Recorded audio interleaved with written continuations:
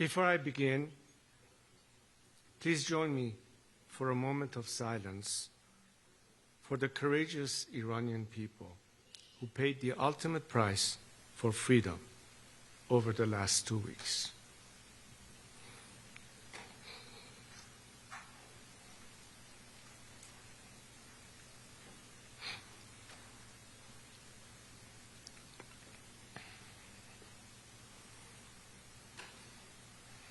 Thank you.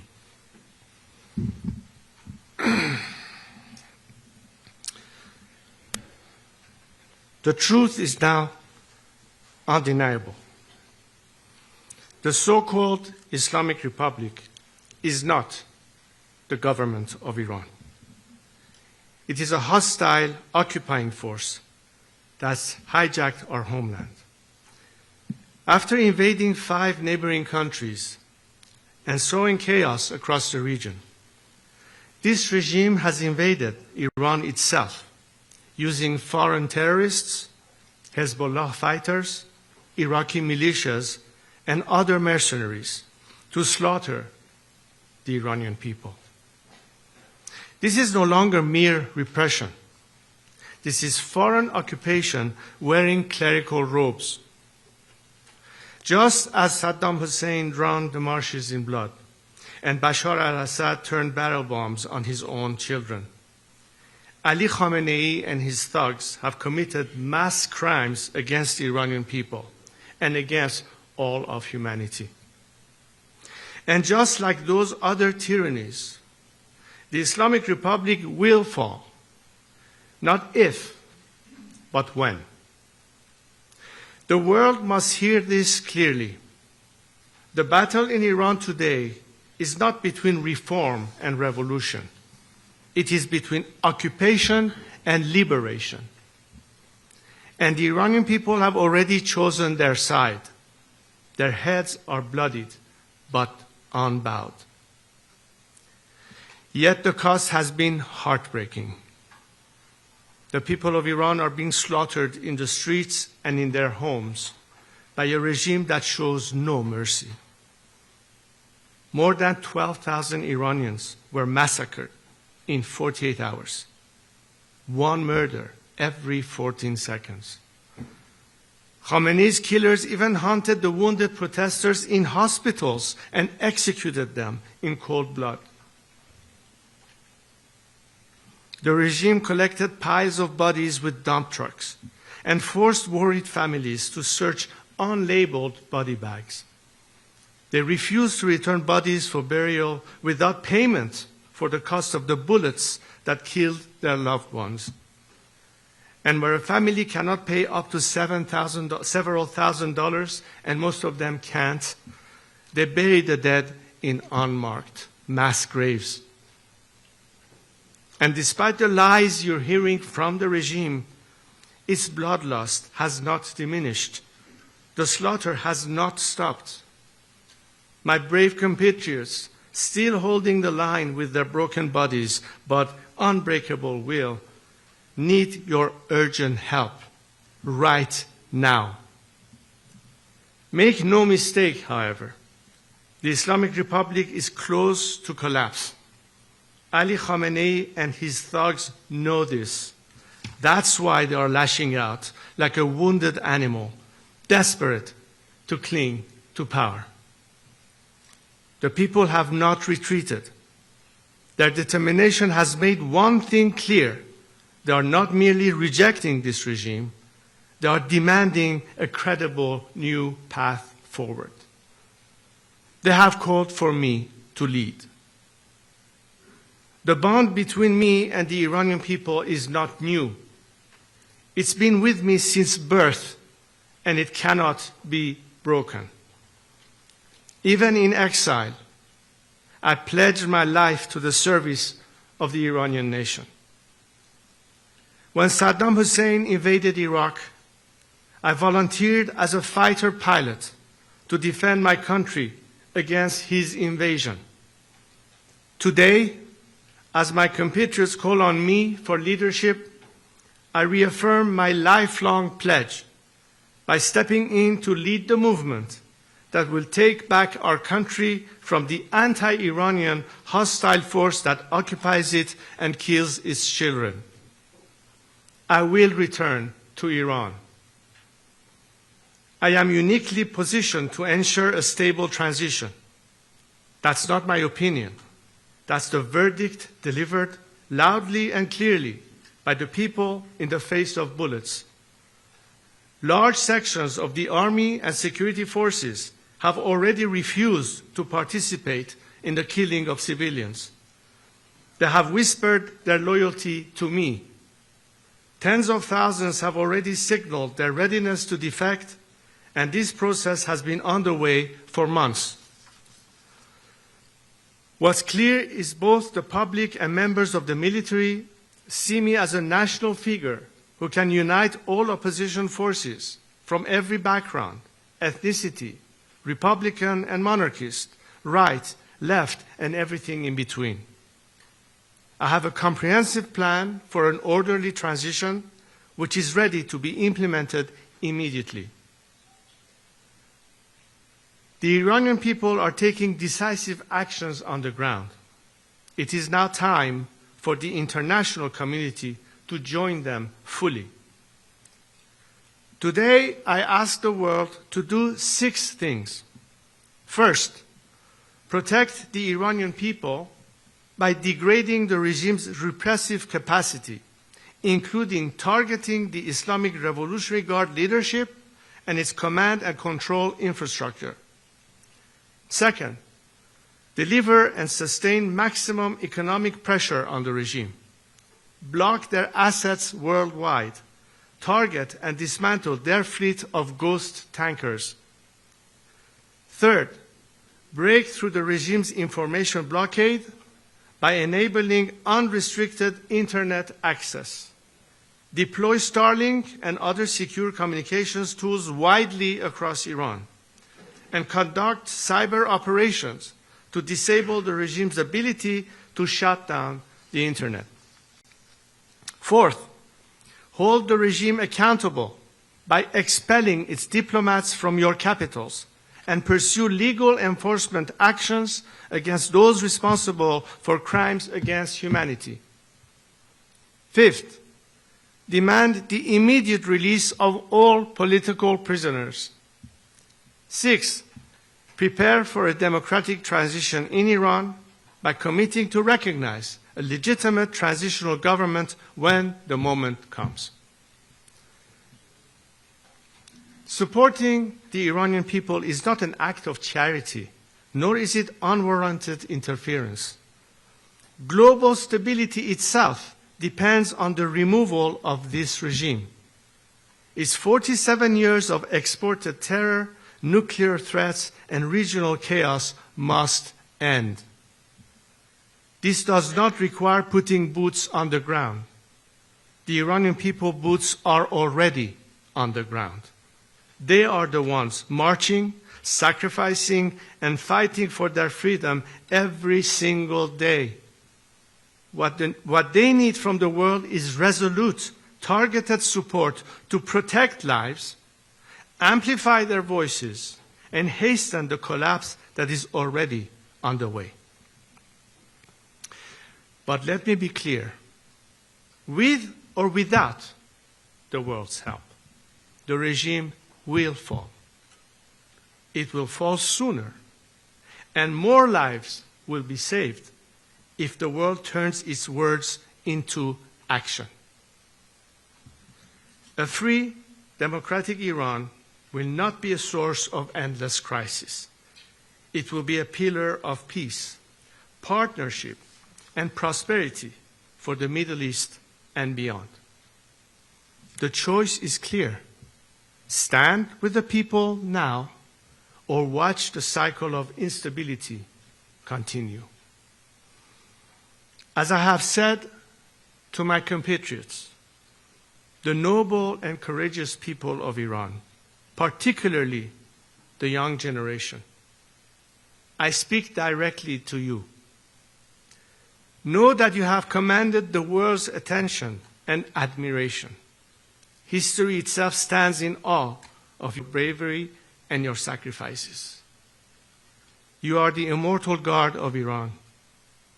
Continue the fight as you have done so far.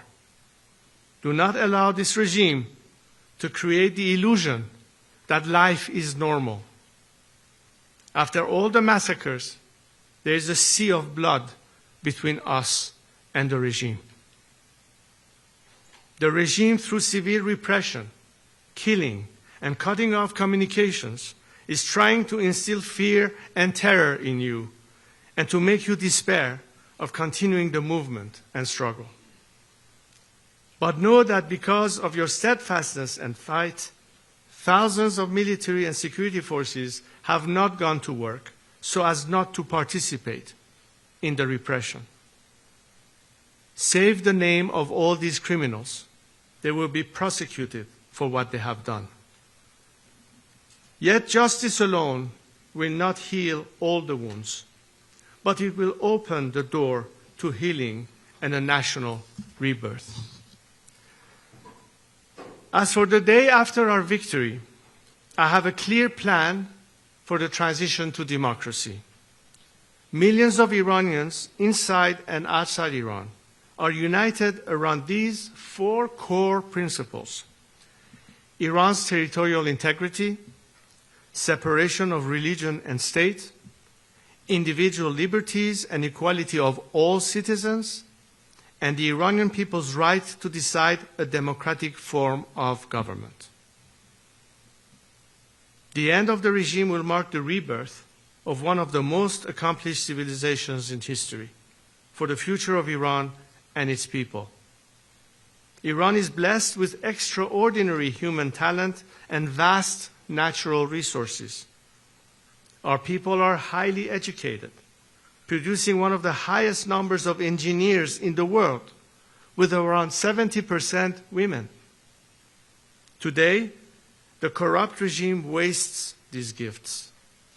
In a free Iran, our resources and ingenuity will drive prosperity at home and strengthen global supply chains, including America's. A free Iran will be a game changer for peace in the Middle East and for Iran's relations with the United States and the West. The Iranian people love America and hate this regime. After its collapse, instead of death to America, the world will find a nation that embraces America as a true friend. President Trump brokered the Abraham Accords, bringing peace between Arab nations and Israel. I see extending this idea to a free Iran through what we could call the Cyrus Accords, honoring our ancient heritage of tolerance and partnership. The possibilities are endless. There will be a peaceful, stable, and orderly transition. My team of experts have developed a plan for the first 100 days after the regime's collapse and the long-term reconstruction and stabilization of our country. It is backed by business leaders and provides a detailed roadmap for national recovery. Restoring economic confidence, ensuring that essential services continue uninterrupted, and laying the foundation for prosperity in a free Iran. A constitutional process will follow under international observation, allowing Iranians to finally determine their own destiny through free and fair elections. A free and democratic Iran that emerges will live at peace with our neighbors. It will be an engine of growth and opportunity in the region and the world. There are moments in history where the moral imperative for action is so strong that the weight of inaction becomes unbearable. This is one of those moments.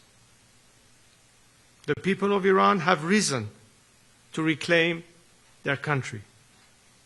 History will honor those who stand with them. Long live Iran. Thank you.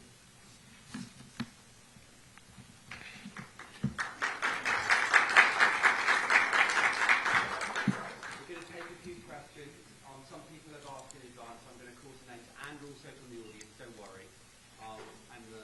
Reza Pahlavi will reply to them. I'm going to call firstly Ardaban, who's first from Iran International. At this moment, we have millions of purchase on the store. Right now, I'm not sure that's why I'm asking for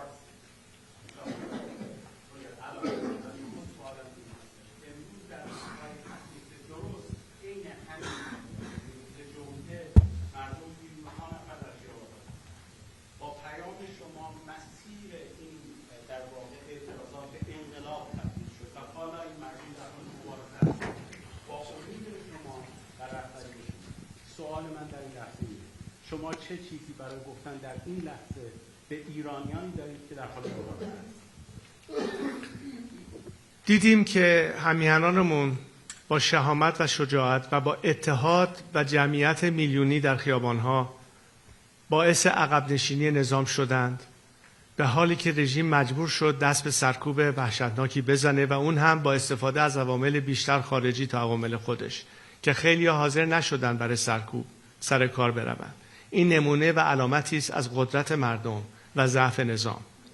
البته ما اکنون مواجه با شرایطی هستیم که نیاز به کمک هم داریم و برای همین هست که من به جامعه بین‌المللی هشدار میدهم که اگه بخواین جلوی جنایت بیشتری رو بگیرید، اگه بخواین جان کمتر افراد از بین برود و این حکومت زودتر سقوط کند به نفع آزاد شدن مردم ایران، بهتر است که سکوت را جایگزین عمل بکنید و فراتر از صحبت و سخن عملاً از این مردم حمایت بکنید که یک فرصت واقعی برای پیروزی نهایی داشته باشند.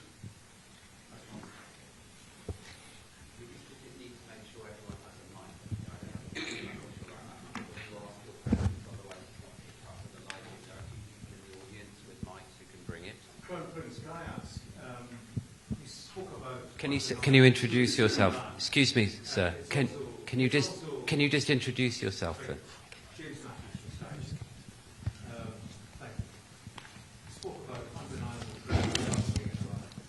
It's also an undeniable truth that when your father ran the country, there were executions, there was torture, there was secret police. What would you say to Iranians today who are concerned that under your leadership they would be swapping one dictator for another? First of all, I let historians write history. I'm here to make history, not to write it. Second, you hear the Iranian people standing behind me and calling my name. This doesn't occur incidentally. They have known my track record. They know my unwavering commitment to democracy and human rights.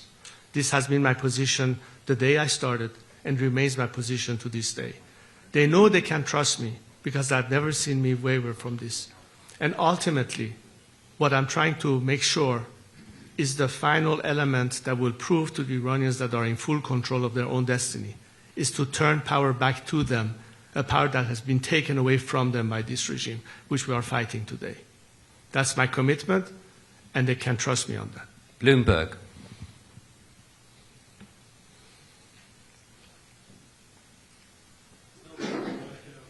No, I've called Bloomberg, please. Is a gentleman or lady from Bloomberg?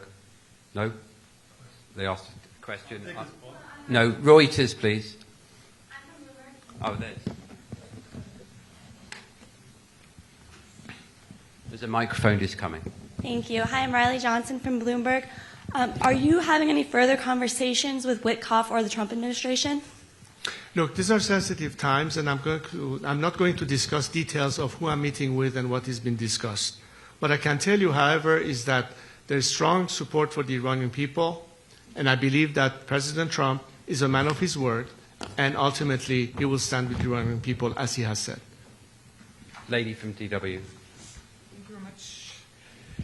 I'm with Deutsche Welle, Germany's international broadcaster. Thank you so much. I have two questions. We saw a slide there saying Donald Trump help. What exactly does this mean? What do you hope Donald Trump to do? And my second question is regarding Europe and especially Germany. What do you hope for Europe does to support your cause? Thank you very much. Thank you for the question. Well, clearly, President Trump did say that if the regime was to hit the Iranian people hard, they would face with serious consequences. that the Iranian people have taken his word as a man of his words, as I said. They know that unlike his predecessors that threw us under the bus one time, this president is not about to do the same thing. And that's very encouraging and empowering. Number two, you asked me about European countries. Look, we already are past the point of whether you should subscribe the IRGC as a terrorist organization or not. And frankly, I'm flabbergasted that there are still some countries that are not willing to take the next step, as if they are supposed to worry about how the regime will retaliate. This regime is on its last leg. It's about to collapse. And I think the world, especially the democratic free world, that champions freedom and human rights and equality of citizens, at the face of this regime brutal repression, should act now. I called for them to start acting as opposed to talking. We need your help. We need your action. We need to take all the steps that I've indicated in my opening remarks, all those 6 elements. Anything that can be done in that direction is a moral boost, and beyond moral boost, an actual act of support for a defenseless society and civilians that, as you can see, have been treated in the worst possible way. And the only hope they have is that their fight for freedom, their sacrifices, will be less loss of life based on your action to expedite this regime's collapse. That's what the Iranian people are expecting from you. And let me reiterate, as I said again, we're not waiting for you to act to continue our fight. We are. But imagine how much more we can protect more innocent lives from dying by acting and helping us today. These are critical moments that are game changers, not just for us Iranians, but for the whole world. This is what we need from you, so help us. Reuters. Microphone over here, please. Thank you. Humayra Pamuk from Reuters. In an interview a couple of days ago, President Trump actually expressed some doubts about your support inside Iran. How are you planning to win him over, convince him that you do have the support that you say you do? Also, you're talking about thousands of potential defectors, but the IRGC and other forces have hundreds of thousands. So how are you going to assert your control over this establishment? And are you, anytime soon, going to meet with President Trump? Are you making an active effort? Thank you. President Trump has said that it's up to the Iranian people to decide. And I totally agree. I've always said it's for the Iranian people to decide. And I think the Iranian people have already demonstrated in great numbers who it is that they want them to lead to this transition. So I'm confident that I have the support of my compatriot, and it's for the international leaders to assess the fact on the grounds and see who is capable of doing that. I believe I can, and I have the Iranian people's support. And of course, if anybody in the world is willing to help the Iranian people achieve that goal, that's what I'm trying to do, to help them liberate themselves and attract as much support as I can internationally to be behind the Iranian people this time and on the right side of history. Now, as far as the defection goes, this campaign has started months ago. We started this, in fact, I announced it in another press conference I had in Paris a few months ago. Some of you might have heard about it, at which point we established a system whereby people who want to defect or want to access us or want to indicate their interest to join with us have a secure means of communicating their intentions to us. Since then, tens of thousands have applied. Many of them are from the security forces in Iran, police force, military, IRGC, and we are vetting them as we're speaking. And the mechanism for defection does exist, but most importantly is the principle of having an exit strategy. And on that I've said, anyone whose hand is not soiled in the blood of the Iranian people will survive regime change. We're not talking about de-Baathification. We're not talking about the disaster of post-Saddam Hussein, post-Gaddafi collapse. We're not going to have a failed state. And for me to be able to guide a smooth transition, I'm counting on security forces to be the element that keeps the country secure, protects people's lives and their livelihood, and be part of the solution. As a result, we have already seen people indicating their cooperation. We have already seen elements that refuse to be used as an instrument of repression, which is why the regime is now, as we speak, importing elements from outside the country to be the instrument of repression, as they are running out of their own forces to do that for them inside Iran. And all of this is the indication of the beginning of that collapse. Hopefully, by more support from the outside world, by a determined strike on the regime's elements that are the instrument of repression, as I stated in my opening remarks, in my opinion, that will expedite the process and will also increase the number of defections to be more rapid, so that we are not faced with remnants and pockets of resistance as much as possible. There's never going to be 100% defection, but there comes a point where the regime sees it's futile, and hopefully by then Khamenei will be joining Bashar in Moscow and will be rid of him. This gentleman here.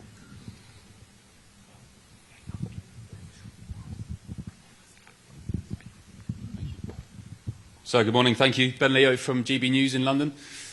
In London, sir, in England, we have Iranian sleeper cells on their way to the Israeli embassy accused of trying to blow up the embassy. We have a former Iranian government minister living in North London, living in a council house, actually, who supported the fatwa on Salman Rushdie, praised Soleimani, so on and so on. Why is it in Britain's interests, and indeed the West, for this Islamic regime to fall, please? Look, I'm sorry, could you repeat? I want to make sure I understood your question. Could you repeat it, please? We have lots of Iranian sleeper cells and activity in London. Right. 3 people were arrested trying to blow up the Israeli embassy. Some months ago, there's a former government minister living in North London who supported Soleimani, backs the fatwa on Rushdie. We have lots of Iranian activity in the UK connected with the regime here in Iran. Sorry. Why is it in Britain's interests and the West's for this regime to fall? Right. Well, I'm glad you asked the question because, in fact, one of the topics that I raised in some discussions I had the last time I was in London with former prime ministers was exactly to explain to them the mapping of every instrument that the regime is using under Khamenei's direct supervision through so-called centers through which they antagonize British citizens and, of course, many of those sleeper cells that you indicated. It doesn't stop in England, by the way. They are in America as well. So we're trying to explain to various governments the whole methodology that the regime is using with assets they have on the ground in respective countries, not to mention money laundering that goes on in many countries, including in Great Britain. So there are many ways that they can push back against that and protect not only the citizenry of whether it's Great Britain or America, but in what way it connects to why we need to do that ultimately, by putting an end to the regime. And one thing that is now becoming even more clear, and the fact that the regime could be threatening the world as a last gasp, we should not allow this regime to catch a second wind and be able to do further damage, which is why the strike is not just needed to help the Iranian people overcome this unfair disadvantage, but it's also one way to completely dismantle the regime's aspect of threatening and cut off the chain of income that it uses to fund all of these operations, including the sleeper cells, which is why I'm also calling for any means to cut off the lifeline to the regime, which is its revenue from whether it's oil exports or whatever other means of income that they have. We need to dry the well that funds terrorism once and for all against the Iranian people and the world. So, hello. Dan Rivers from ITV News in the UK.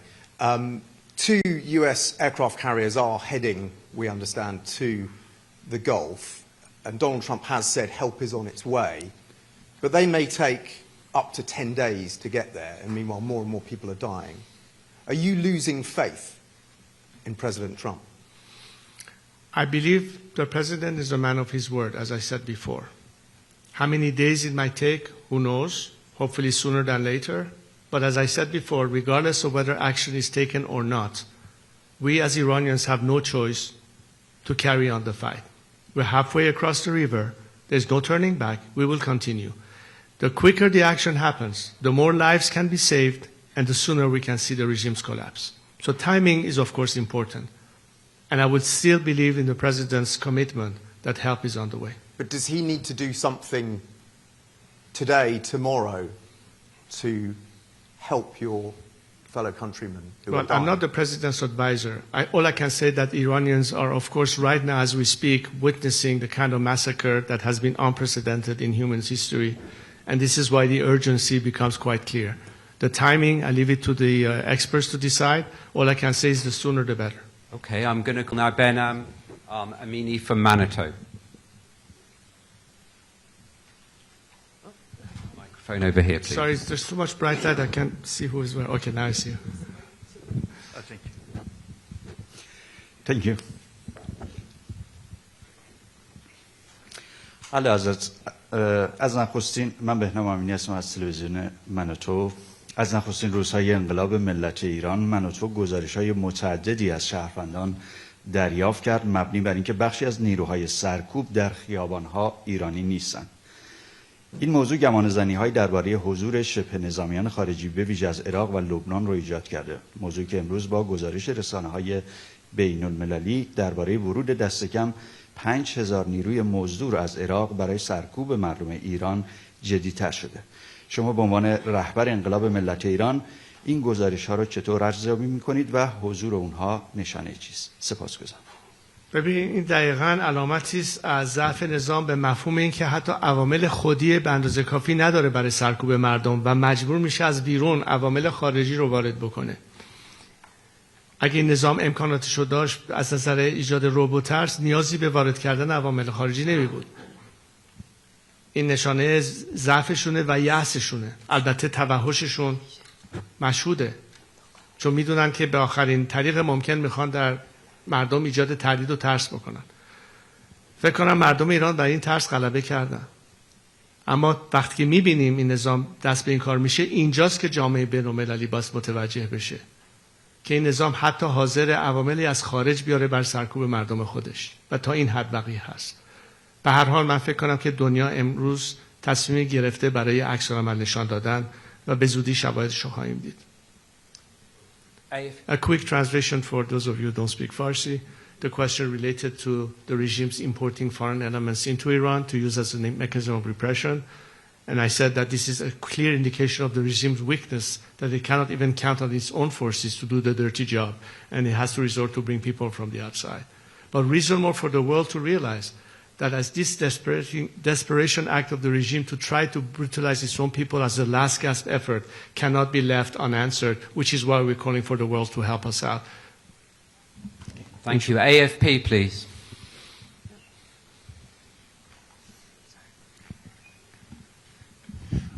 Thank you very much. Sean Tandon with AFP. Nice to see you. Could I follow up? The momentum, you mentioned that that's in the hands of Iranians, but at what point is it too late for the intervention that you're talking about from President Trump? Could there be the sense that he's talked for over 10 days about help is on the way?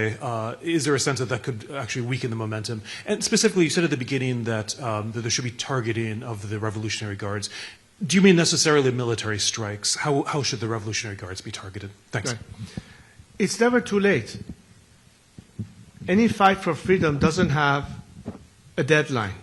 Some of you reporters have deadlines to make your reports, but this fight doesn't have deadline. We will fight until we win. That is the national will of the Iranian people. We are all going to fight until we win. The only question is, what are the elements that can expedite it? And the immediate issue remains, what will hurt the regime most? By dismantling its apparatus of state terror and repression. A lot of it are the regime's military, paramilitary assets, mostly IRGC targets.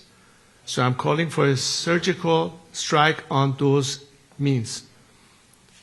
And I think it should be quite obvious to any of you. How do you weaken a regime's first and foremost means of instituting terror at home or terrorism abroad?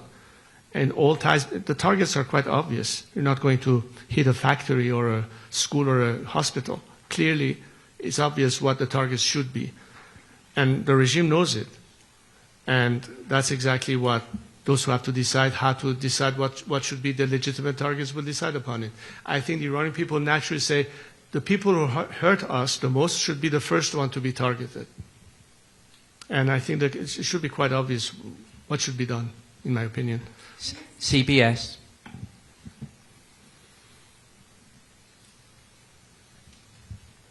CBS here. Newsmax. Good morning, sir. President Trump, up to this point, as we know, has decided not to take military action up to this point. He recently said that the killing has stopped, the planned executions have been halted, Is it your belief that American intervention, specifically military intervention, is necessary for this current movement today to be successful? As I said in my opening remarks, the Iranian people are defenseless on the streets, unarmed, against a regime that is unleashing on them with military weapons, AK-47s, assault cars, trying to rip them apart. And these are the odds that are not fair for a nation that is trying to overcome a regime by means of protesting peacefully on the streets. So the only way you can equalize the playing field is to help them have a better chance by weakening the regime's apparatus of repression.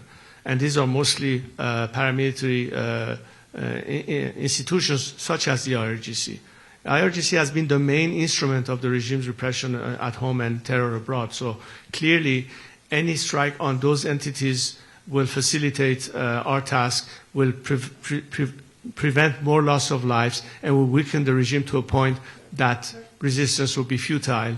And we will try to encourage the regime's top echelon to ultimately depart, and the rest of society will know the regime is now totally crumbling, and we are prepared to collect the rest of them that will then rally around the people and stand with them, and hopefully we can enter the phase of transition. This is pretty much the scenario I see unfolding, but right now the decision is in the process of being made. I'm not going to speculate where it is right now. I'm not going to go follow every headlines that the news says in any news cycle. There's a lot that is happening and it's unfolding, and I'd rather not speculate. All I say is that if action happens, great. If it doesn't, we will still fight. The difference is it will be longer, costlier to us as a nation, more loss of life. And if the world does care about Iranian loss of life, then they better act and equalize the playing field for us, so we'll have a better chance to succeed with less casualties and less deaths in the process. Thank you. Robert Tate from The Guardian. Mr. Pahlavi, you have said you have a detailed plan to lead the transition when the regime falls. Does that include establishing a constitutional monarchy on the basis of the one your father was head of? Or do you foresee yourself as merely a transitional or temporary figure? And if so, how would that differ from the vow of Ayatollah Khomeini in 1979, who said at the time of the revolution that he would simply be a transitional figure who would return to home and would retire from active politics only to set up a repressive theocracy? I mean, can you give a pledge that you would not be a second Ayatollah Khomeini? I invite all of you after this press conference, and I have some of our experts available to you to explain all of this process in more details. One of the projects that I started a few years ago is called IPP, Iran Prosperity Project. This project is meant to address all of the issues, beginning with the first 100 days of how to manage the transition and stabilize the country. Short midterm range, anywhere between 6 months to 2 years of the rest of the normalization phase, and ultimately Iran's development down the line. Many documents have been generated with the help of legal experts, economists, and others to explain the chronology of events. But in relationship to your question, the way we have proposed the process to go is that the minute the regime collapses, the transitional government takes control. It works towards working in a process where we have its own judiciary branch, executive branch, legislative branch, and temporary parliament to oversee the elections of ultimately a national assembly, by first allowing the Iranian people, after about 4 months' time and many other debates, what is the form they would like to have as a future system of governance by means of referendum. Whatever the majority of the Iranian people decide, their representative in a constitutional assembly will be tasked with the responsibility to draft the constitution of this next system and present that constitutional project to the nation. The nation will have the opportunity to either ratify that proposed constitution, or if not, send it back to that constitutional assembly to rewrite it whatever way is fitted, again submit it to a secondary referendum. If in the second referendum there's still no consensus in majority, the assembly would dissolve. a new constitutional assembly will be created, and the process will again occur until finally we have a ratified proposed constitutional project. Once that happens, the first parliament of this new democracy will be elected, and the first government of that new system will be elected. If it's a republic, the president will be elected. If it's a monarchy, the prime minister will be elected. At that time, the transitional government dissolves itself and passes over and hands over the responsibility and the authority to the newly elected government based on that new constitution. This is the process from beginning to end. My role in all this is to lead this transition, help with the transitional structure, bring in all the elements that check all the boxes, because the country has to function. Day one, somebody has to pick up the trash. The train has to run on time. Basic services have to be provided. And at this stage, what we are inviting to have the quickest, smoothest transition, the maximum participation, on the one hand, of the military and paramilitary forces to play their role, and the civil society and the bureaucracy to be also in place to be able to address these things. So the majority of these instruments are already in place. And again, against the model of debathification, we count on the majority of these people to remain in their jobs. We want to make sure that the world can help us, so the transitional government can pay salaries so people can maintain their jobs and do all of that. All of these things have been studied and explained in details. And as I said, I invite you to study those, I don't know, I think at least 170 pages of it. And as I said, we have our experts here who can further in detail explain to all of you what is it exactly that we propose. But in a nutshell, this is what we're doing, and this is the process you can expect and anticipate. Thank you. On BFM.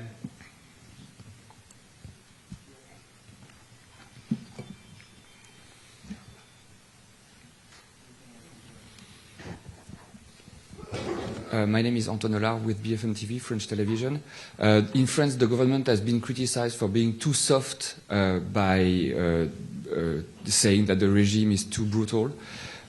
What is your message to the President of France, and what do you expect from him to put pressure on the regime? Thank you.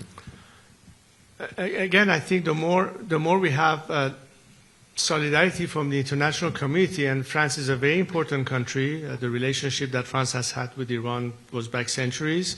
I know many French people. I know their sympathy and their appreciation and love of Iranian culture and whatever it is that we stand for. And we had very good relationships in the past. The question is, what is the behavior of this regime? Does it adhere in any simple way to the very principles that France stands for: égalité, fraternité, liberté, laïcité, all those main principles that we're fighting for? So as the president of a democratic, secular, laïc nation, and as I said, one of the top principles is separation of church and state, I think the message should be clear, that the French people and its government stand on the side of people who seek the same liberties, the same human rights, the same freedom of religions, and the same protection of equality of citizens under the law that the French people enjoy in France. And we would like, as Iranians, to have it in Iran. So this is an important message. Are we continuing to go and appease a regime that is murdering its own people? Or is it time to abandon that path and now stand with the Iranian people and help them in their liberation? It's a very simple choice to make. And I advise the French president, if I may, to heed the call of millions of Iranians who turn towards the free world and say, what says you? Are you with us? And I hope the French president will say at the end of the day that he stands with the Iranian people. Just a follow-up in French. Est-ce que vous avez été déçu par la réponse d'Emmanuel Macron, qui a été assez molle, entre guillemets, face à la répression brutale du régime? Écoutez, comme je vous l'ai dit, c'est un crime contre l'humanité qui se passe en Iran actuellement. Ça dépasse toutes les limites de tolérance possible, ou de vouloir dire qu'on veut garder une ligne de communication pour des raisons de négociation diplomatique, etc. Je pense qu'on a déjà dépassé ce cap. Il ne reste qu'une seule solution.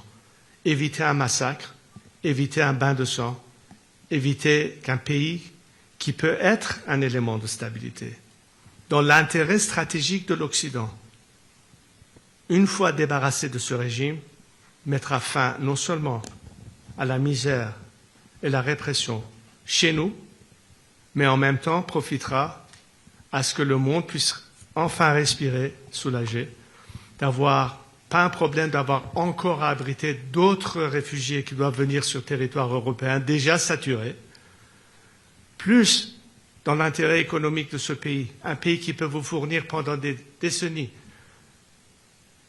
au niveau énergique le nécessaire pour n'avoir pas à faire face à un blackmail chaque hiver par la Russie, par exemple, et l'Iran peut s'apprêter à ça. La question, c'est quel Iran? Je pense que le choix est évident. Donc, je pense que l'administration, que ce soit Emmanuel Macron ou d'autres chefs d'État européens, doivent regarder aujourd'hui quel est ultérieurement le meilleur intérêt de leur pays. Est-ce qu'un Iran libre sera mieux placé pour satisfaire leurs intérêts ou ce régime sanguinaire et terroriste? Simple question. Ce n'est pas à moi de répondre. Je vous dis tout simplement l'attente des Iraniens. Maintenant, c'est au président français ou d'autres leaders de décider finalement où est-ce qu'ils se placent. The lady here. Would you just get a microphone?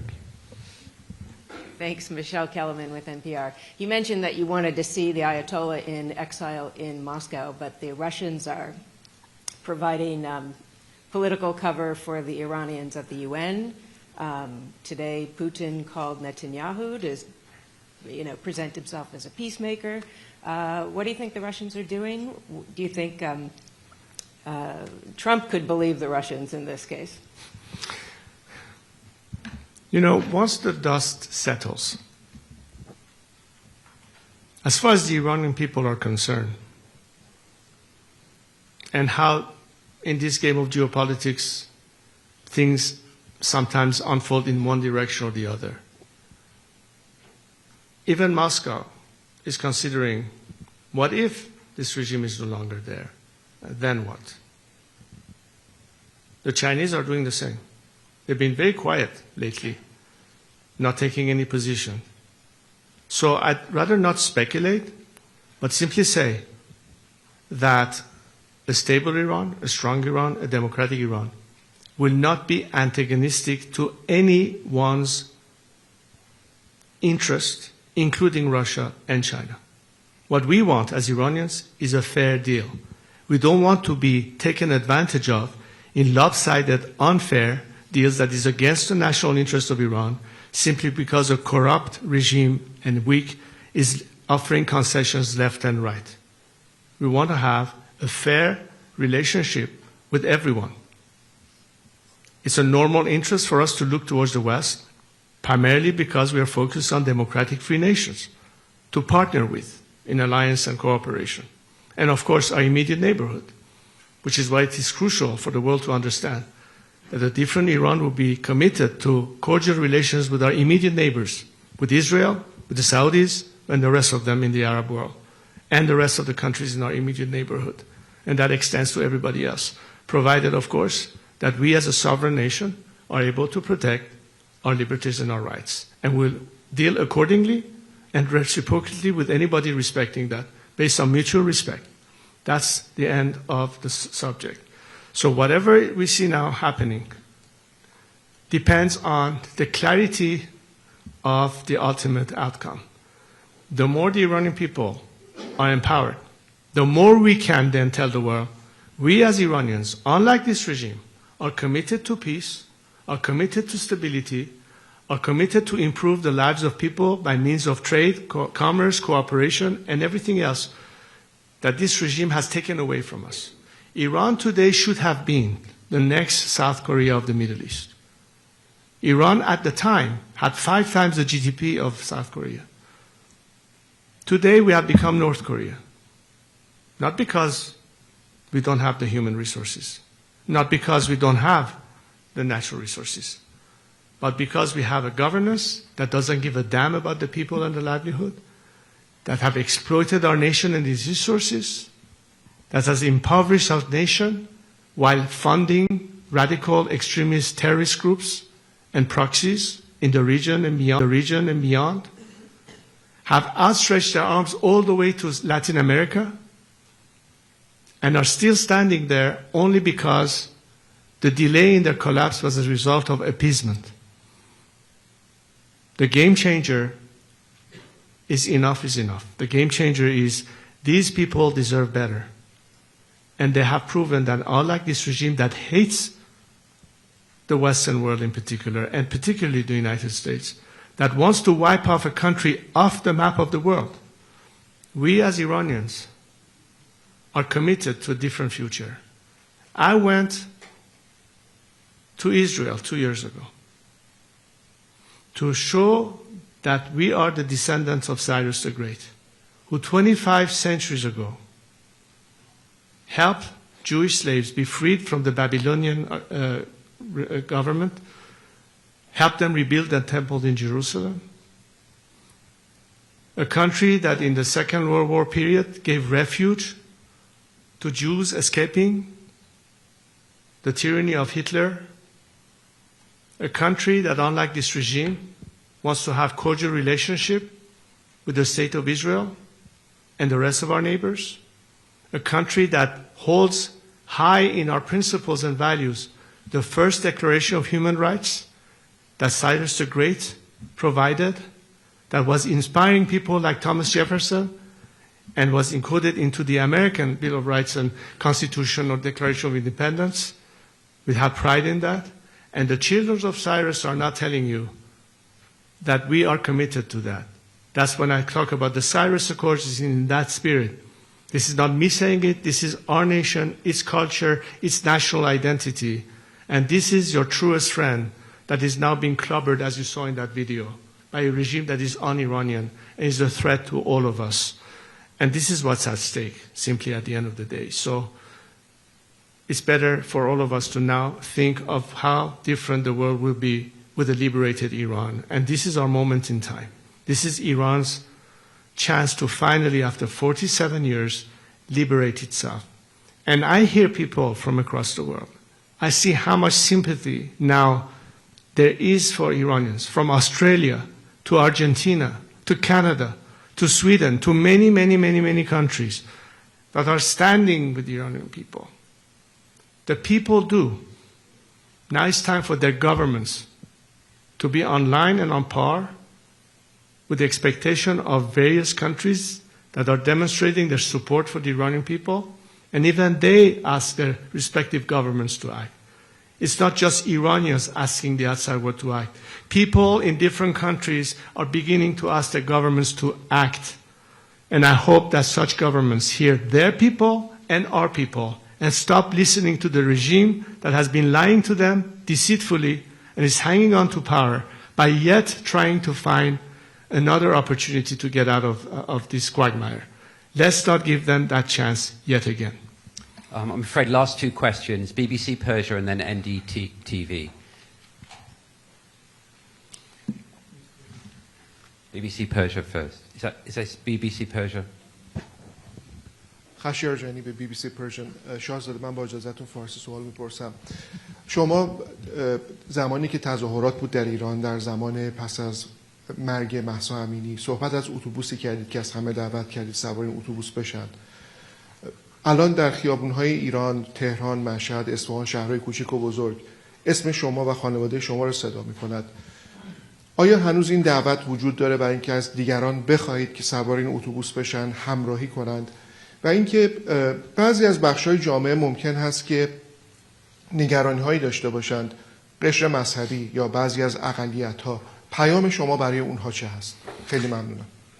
اولا بگم البته ببینید اون 4 شرایط اصلی رو که بیان کردم، یعنی هر کسی اساساً مسئله تمامیت ارضی ایران، مسئله جدای دین از حکومت، مسئله برابری شهروندان در مقابل قانون و حقوق فردی و نهایتاً حق انتخاب آزاد برای تعیین سرنوشت خودشون رو قبول و باور داشته باشند، مسافرین این به اصطلاح اتوبوس هستند و خواهند بود. برای همه افرادی که همگن و همسو با این حداقل اصول همبستگی هستند میتونن با هم کار بکنن.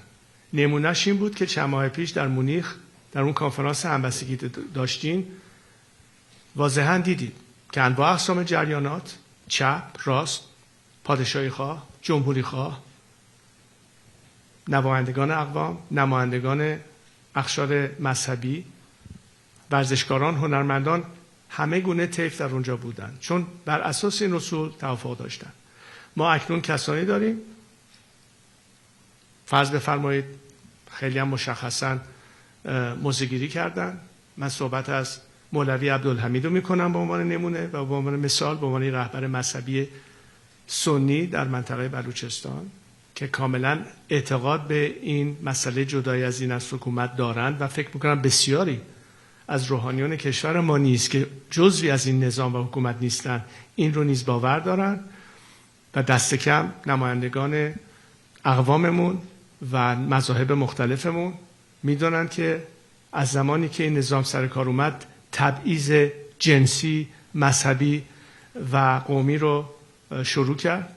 ما همچین مشکلی قبلا نداشتیم و ضمانت این در آینده و قانون اساسی که محافظ حقوق بشر شهروندان ایران باشه تمام این ضمانت‌ها رو مجددا برقرار خواهد کرد.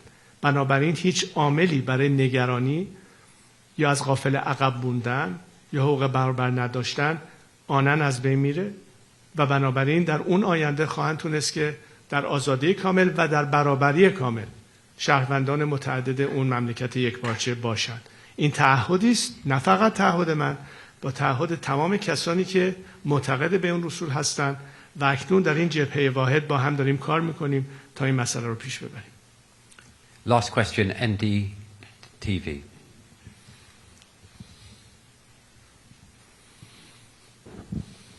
Thank you, Crown Prince. This is Lalit Jha from NDTV. People of Iran has had a strong historical, cultural, and civilizational ties with India.